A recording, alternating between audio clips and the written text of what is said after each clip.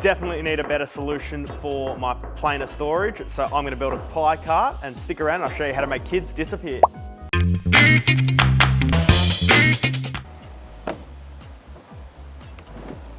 So I was going to do a cool montage of me cutting everything up, but I thought with magic hands, it'd be so much quicker to just go, so much easier than lifting it. Now let's talk plans. Just like that, we've got a set of plans. So basically, I have created a cut list for everything I need, as well as some drawings.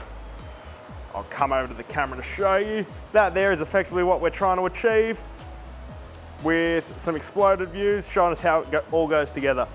Got all of that linked in the description below, but let's get cutting. Who am I kidding? We're not gonna cut stuff up, you know, you just use your table saw, track saw, whatever works. I'm gonna use these. Bow, bow, bow, bow, bow. What the hell? Where did you come from? What the? Let's go find Mummy before she gets grumpy. That's enough witchcraft for one video. Okay, now that we're finished with all the shenanigans, let's get to the serious stuff. I don't do serious, I do woodworking. If you want serious, you're in the wrong place. Are you on?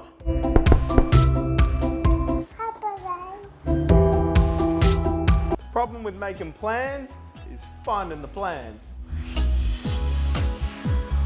Heather. There's no way I would have put them in the drawer. Okay, back to it. I've had my fun for this video. So to explain how my thought process with everything is, I basically break everything up into components. So for this project, I have 4 components. I've got the bench top, or the cart top, the carcass, the drawers, and the drawer fronts. I then break that down into pieces. So we'll go through bench top. So bench top or cart top is component A. Then I have part 1, part 2, part 3, and so on. And then it just goes through all of those, which correspond with my cut list. So I go through, cut everything out. I then take some tape, label everything, then I don't get confused. Assembly goes so much smoother because I blow it out into a exploded view of my component, which shows everything in a different color, shows me where everything needs to go to get everything exactly assembled, exactly how I planned it on the computer. So now we can just go ahead, assemble everything. So I've stacked it into each component. I'm going to start with the top because I finish my tops with a 2-pack epoxy, which takes 24 hours to dry between coats. So I will do this first so I can get a coat on it, do the rest of the cabinet, get another coat on it, then assemble everything, and then everything else just gets a wax on it because I'm not overly fussed, because it doesn't get the wear and tear that the top does. So I want to try and finish that tonight, get a coat on it, then assemble the cabinet over the weekend. So basically, I'm just going to go through, move everything around and lay everything out as per my drawings. MDF, the way I assemble it is glue, screws, nothing too fancy. So I'm just going to roughly map out where everything's going to go. Now, I know exactly where everything's going because I have drawn it all out prior. That there, basic principle. Now we're going to go through, glue everything together, screw everything together, and then get that one trimmed out. Once all of that is done, we'll then get a coat of finish on it, set this aside, get cracking on the rest.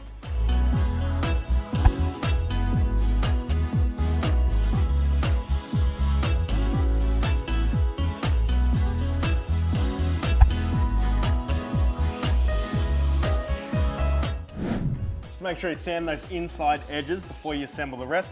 Otherwise, pain in the bum to sand later.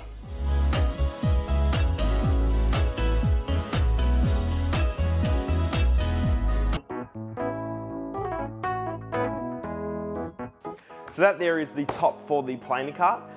Basically, planer sits in here, gives you some in feed and out feed. Now what we're going to do is picture frame the outside, basically to give it some nicer aesthetics, particularly where I've blown out my MDF when I nailed that together. And the other thing is the rails along the side, we will joint them so that they're perfectly straight, which will also help keep this all straight and in line as well. So we'll get to that and then we'll get to the carcass.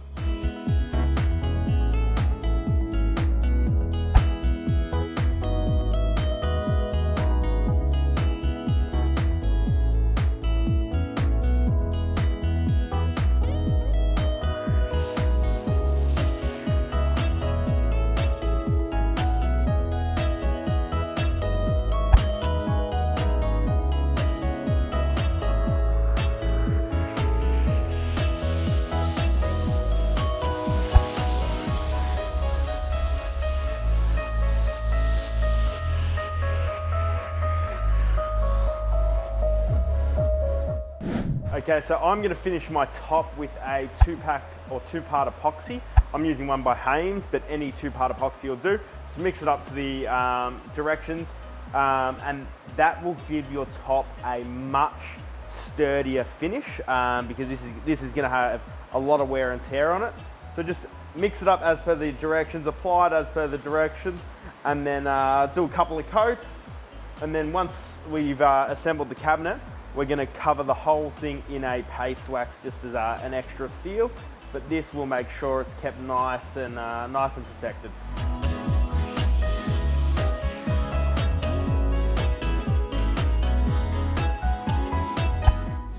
Wear a respirator, save your lungs.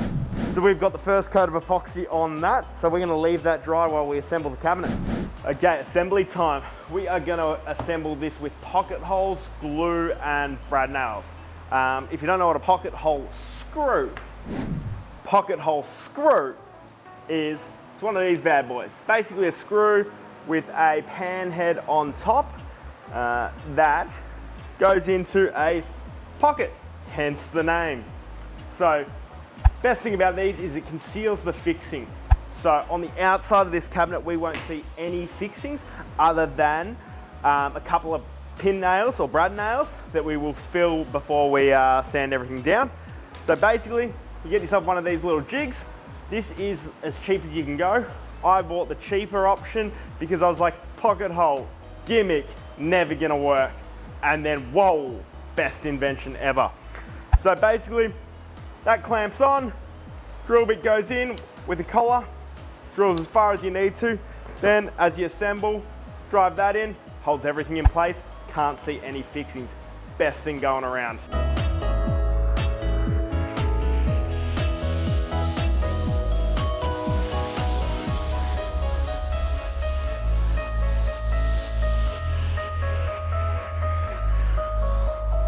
It's a great idea to install your casters now rather than once you've put it on the ground. So while it's on its side, install all the casters. Just makes everything so much easier to move around in future.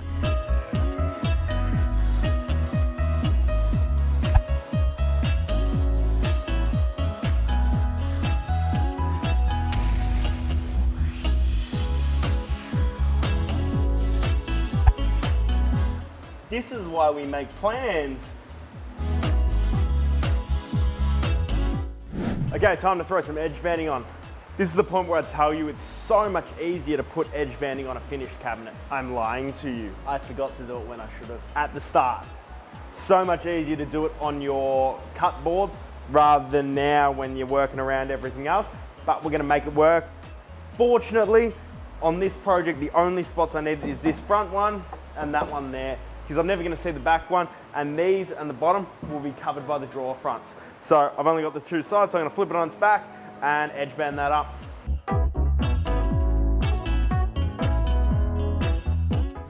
Okay, let's build some drawers. Now I made a rookie mistake on my cut list, so all of these parts are wrong, but if you've got the revised set of plans, I've changed it. What I didn't do on my first set of plans is make it so the ends run through, hiding the end grain of the plywood. So how it should look is like so, all nice and hidden and crisp on the when you've got the drawers open. How it does look is like that. Thankfully, it's a bit of shop furniture. I'm not overly fussed. Best thing about this is I just get to shoot it together, throw some screws in, and I'm done. So let's get to it.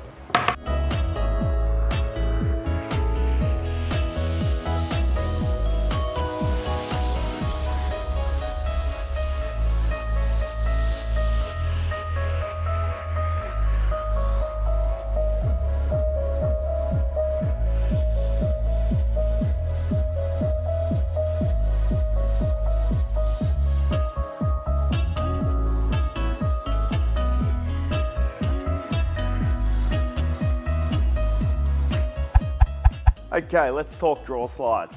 So various different styles of drawer slides that you can use. You can get side mounts, bottom mounts, standard, soft close, push to open, all different types. In the shed, I like to use push to open basically means I don't have any door handles to catch my pants on. So all that means is that to open them, you push the drawer in and it springs out. Push the drawer in, closes. Simple. And I got a pretty easy way of installing them. So basically, I get a bit of scrap timber on a flat surface. I put the drawer slide on, I open it up, butting it into that scrap bit of timber, and then I will mount my first screw. A self-centering drill bit makes this so much easier. Not vital, just makes life a lot easier. Slide it along a little bit more, get your next screw in. Take your drawer slide off, get the rest of your screws in.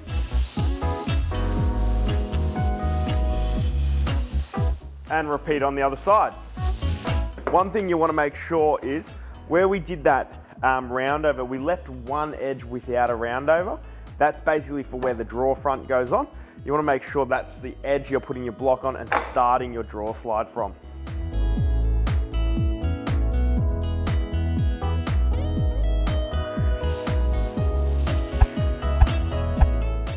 Now we mount the drawer slides to the sides of the cabinet. Mandatory requirement is to battle with the cabinet upright until you either lose or spend an hour doing it and just persist, or flip the cabinet on the side and then nothing's gonna move around. So much easier doing it on the side. Do that from the start. Don't battle with it first. But it is a requirement to try.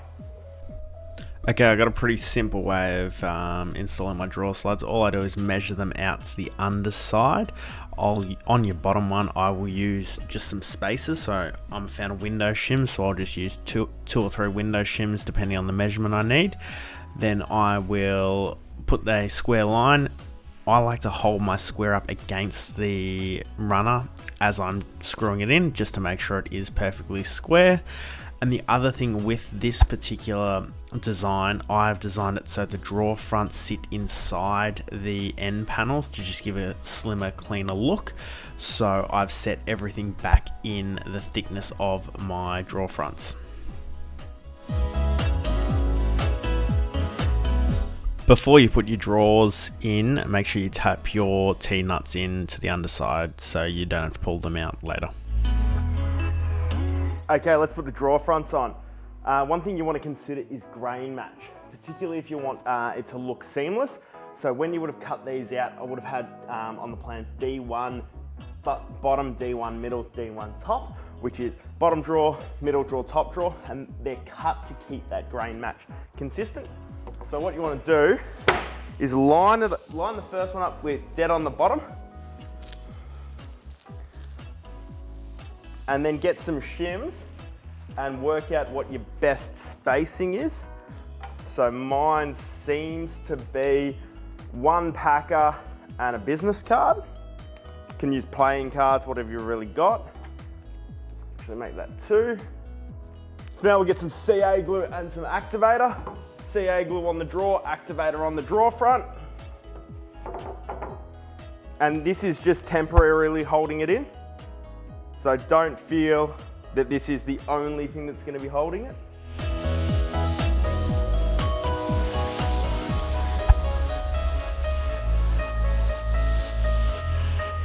A neat little trick is to take some tape all your packers together with a little tab on it, and then that tab will hold them in position. No one's winning if you're battling against wet glue.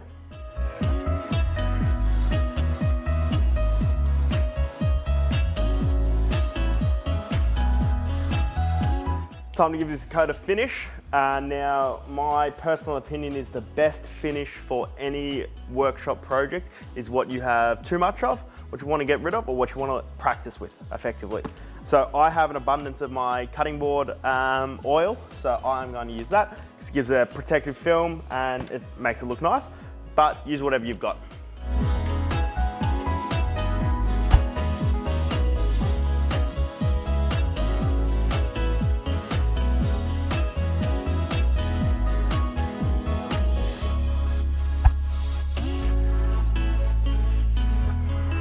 Now Now that, ladies and gentlemen, is a wrap on my planer storage cart.